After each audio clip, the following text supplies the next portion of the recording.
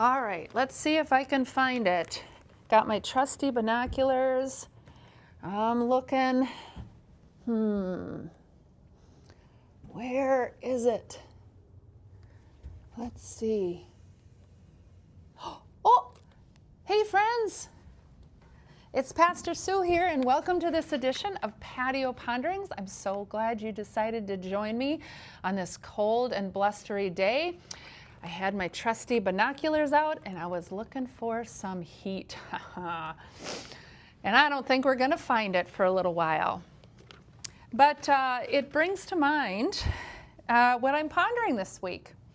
So on Sunday, our reading was from John in the first chapter when Jesus calls his disciples.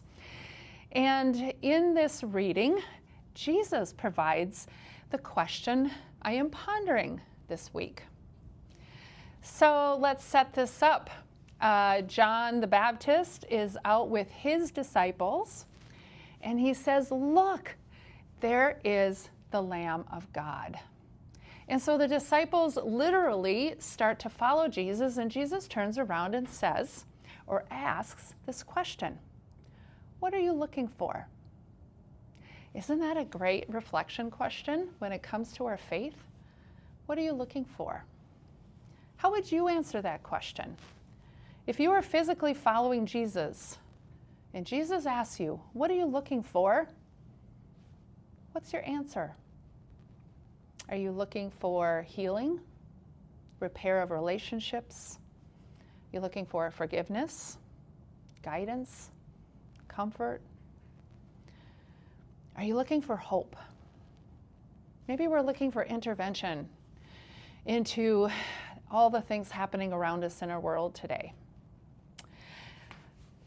I think at least for some of those disciples, when Jesus would have asked them, what are you looking for? They would have said, we're looking for the Messiah, the one who's going to save us from the Roman Empire's terrible oppression. And they probably had an image of what that would look like. But I think they would learn that what Jesus offers would accomplish maybe what they're looking for, but in a much, much different, a much better way than they could ever imagine. Salvation from the Roman Empire is one thing. Salvation from sin and death is so much more. And I think that's one of the things that we need to keep in mind as we look to Jesus for what it is that we feel we need or that would be helpful, that Jesus will offer it, but it might look very, very different than what we expect.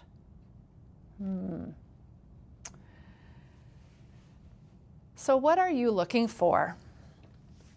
Let's get those binoculars out and think about how Jesus might provide what it is we think we need.